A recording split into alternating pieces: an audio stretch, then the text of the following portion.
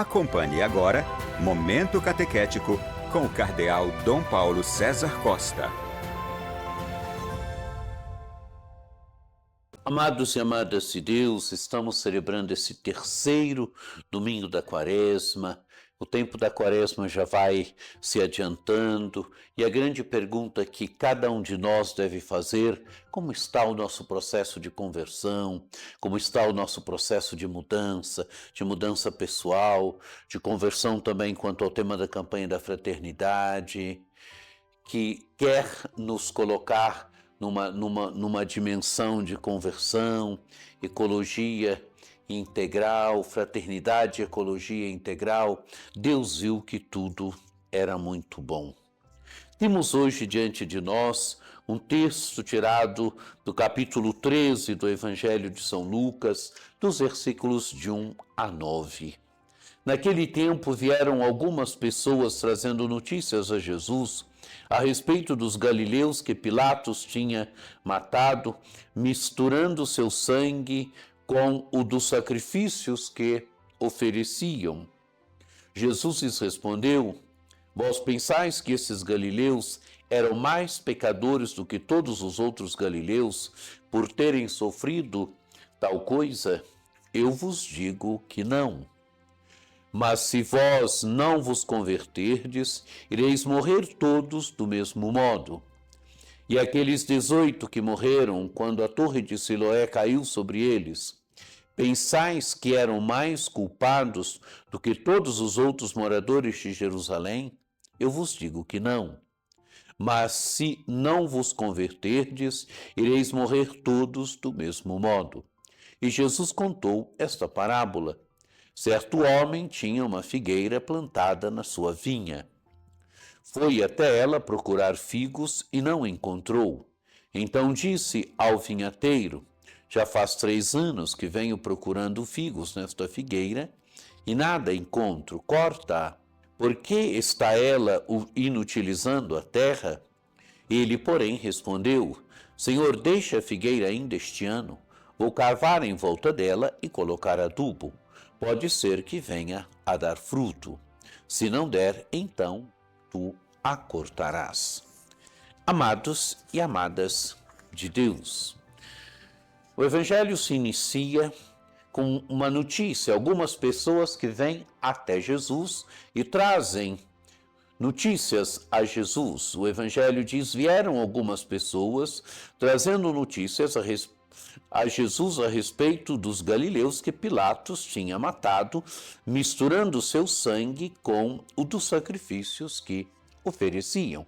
Galileus, pessoas da Galileia, que vieram até Jerusalém, vieram o quê? Para oferecer seus sacrifícios no templo. E Pilatos, o que faz? Pilatos mata esses galileus, misturando o sangue desses galileus com o sacrifício que ofereciam. Quer dizer, uma tragédia que acontece, mas uma tragédia premeditada, onde Pilatos, que é o governador, Pilatos, que é a autoridade, faz o quê? Mata esses galileus e mistura o sangue desses galileus com o sangue do sacrifício que ofereciam. Uma coisa trágica, uma coisa terrível que tinha acontecido. A partir desse fato, se percebermos bem, Jesus ele tira um ensinamento. Jesus lhes respondeu: vós pensais que esses galileus eram mais pecadores do que todos os outros galileus por terem sofrido tal coisa? Eu vos digo que não. Amados e amadas de Deus, Jesus vai contra a mentalidade corrente que tinha no seu tempo de que a tragédia fosse fruto do pecado. Por isso Jesus pergunta, Jesus coloca a questão: vós pensais que esses galileus eram mais pecadores do que todos os outros galileus por terem sofrido tal coisa? Quer dizer, vocês estão pensando que isso é fruto porque eram pecadores, por isso que morreram desse modo? Eu vos digo que não. E agora Jesus tira um ensinamento a partir desse fato. Mas se vós não vos converterdes, morrereis todos do mesmo modo. Amados e amadas de Deus, Jesus tira uma lição a partir desse fato, tira um ensinamento, o chamado à conversão. chamado à conversão ao Israel do seu tempo, o chamado à conversão daqueles que ele tinha diante de si, mas o chamado à conversão também para cada um de nós hoje, converter-se. E continua, e aqueles 18 que morreram quando a torre de Siloé caiu sobre eles, pensais que eram mais culpados do que todos os outros moradores de Jerusalém? Eu vos digo que não. Amados e amadas de Deus, se percebermos bem, no fundo Jesus vai contra uma mentalidade que vê o mal como fruto do pecado, que vê a tragédia, que vê as coisas que acontecem como fruto do pecado. Jesus mostra que não. Jesus mostra que nem neste caso, e aqueles 18 que morreram, pensais que eram mais culpados que todos os outros moradores de Jerusalém? Eu vos digo que não. E tira agora também um ensinamento. Mas se não vos converterdes, ireis morrer todos do mesmo modo. Quer dizer, ireis morrer nos vossos pecados. O convite o quê? O convite à conversão. O que é conversão? Conversão é uma mudança profunda que vai se realizando no nosso interior. A conversão, amados e amadas de Deus, não pode ser uma realidade só exterior. A conversão, ela tem que tocar o fundo do nosso coração. Ela tem que tocar a nossa realidade mais interior. É lá dentro que a conversão tem que ir acontecendo. É lá dentro que a mudança tem que ir acontecendo. Porque a conversão não é só uma mudança de atitudes. A conversão é uma mudança no coração, na forma de ver, na forma de conceber, na forma de pensar, lá na nossa interioridade. Claro que a mudança na interioridade tem também mudanças na exterioridade, quer dizer, repercute na exterioridade, causa mudanças também na nossa exterioridade, na nossa forma de agir, na nossa forma de realizar as coisas, na nossa forma de nos relacionarmos. Mas a mudança, ela tem que nascer lá de dentro, do fundo do coração. É o coração que tem que ir sendo convertido. É o coração que tem que ir sendo mudado. E agora Jesus conta uma parábola. E Jesus contou essa parábola. Certo homem tinha uma figueira plantada na sua vinha. Foi até ela procurar figos e não encontrou. Então disse ao vinhateiro: já faz 3 anos que venho procurar figos nesta figueira e nada encontro. Corta-a. Por que está ela inutilizando a terra? Ele, porém, respondeu: Senhor, deixa a figueira ainda este ano. Vou cavar em volta dela e colocar adubo. Pode ser que venha a dar fruto. Se não der, então tu a cortarás. Amados e amadas de Deus, se percebermos bem, é uma imagem que mostra aqui a paciência de Deus. Uma figueira plantada numa vinha. Mas uma figueira que não está dando frutos. O seu senhor vem procurar frutos, já faz 3 anos que venho procurar figos nesta figueira e nada encontro. Corta! E o que diz agora então o vinhateiro? Ele respondeu: Senhor, deixa a figueira ainda este ano. Quer dizer, vamos cuidar dela, vou cuidar dela, cavar em volta dela, colocar adubo. Pode ser que venha a dar frutos. Se não der, então tu a cortarás. Amados e amadas de Deus, esta figueira pode ser o Israel do tempo de Jesus, podiam ser os fariseus do tempo de Jesus, os mestres da lei, tanta gente, mas essa figueira também pode ser você, pode ser eu. É a figueira que não pode ser estéril, onde cada um de nós é chamado a se perguntar: eu estou produzindo frutos no meu segmento de Jesus Cristo? Eu estou sendo uma figueira estéril? Ou eu estou sendo uma figueira que produz frutos? O seu Senhor aqui é Deus, que quer sempre que produzamos frutos. Nós não podemos ser figueiras estéril, mas ao mesmo tempo é interessante a paciência de Deus. Vamos cuidar, vamos cavar, vamos ver se produz frutos, porque assim é Deus. Deus quer sempre que a gente mude, Deus quer sempre que produzamos frutos. Deus é paciente.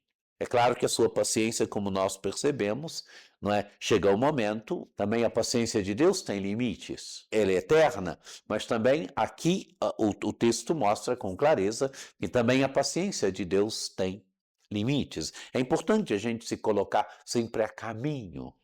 Nunca há esterilidade. A esterilidade é a incapacidade de dar frutos.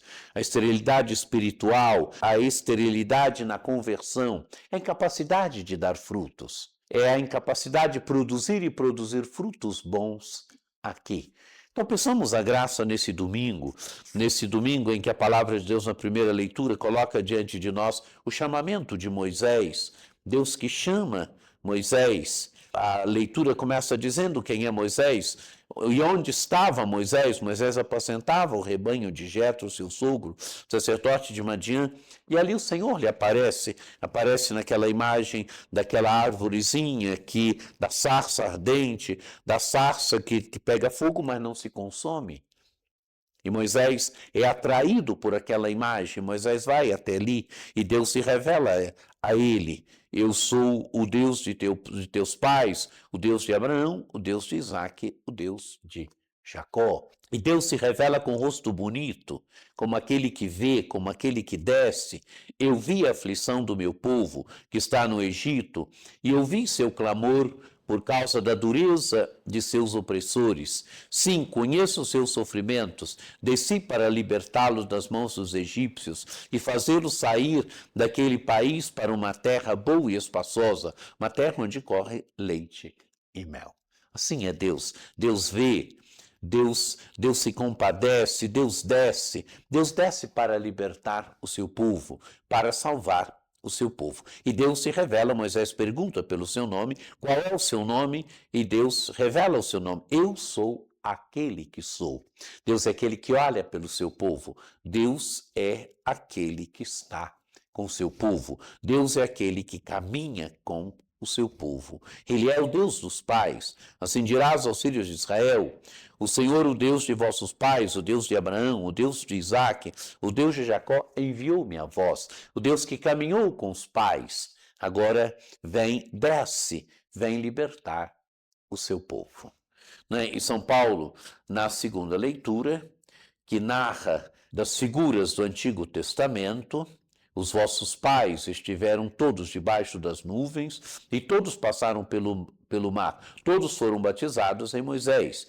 E ele vai dizer da rocha que bebiam, vai dizer agora que essa rocha, esse rochedo é Cristo. E termina dizendo, portanto, quem julgar está de pé, tome cuidado para não cair. Que essa palavra de Deus nos ajude no nosso processo de conversão, que essa palavra de Deus nos ajude verdadeiramente nesse terceiro domingo a encontrarmos essa imagem bonita de Deus, Deus que vê, Deus que desce, encontrar Jesus que nos chama à conversão, que nos convida a uma mudança de vida, que nos convida à conversão. Se não vos converterdes, ireis morrer todos do mesmo modo. E a paciência de Deus. Deus que tem paciência, Deus que cuida, mas Deus que quer que não sejamos estéreis, mas que produzamos frutos. Um domingo abençoado para você, que desça sobre vós, sobre vossas famílias, a bênção do Deus Todo-Poderoso, que é Pai e Filho e Espírito Santo. Amém.